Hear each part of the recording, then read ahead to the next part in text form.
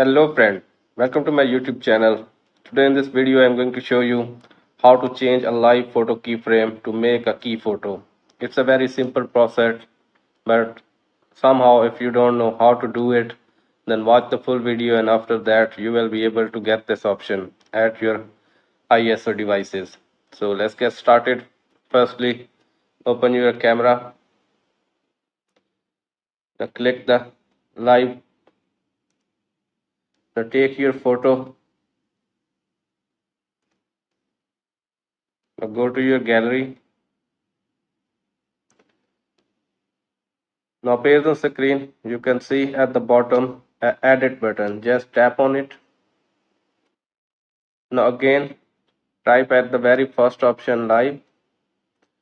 Appears on screen, you can see a little frame appears on the screen.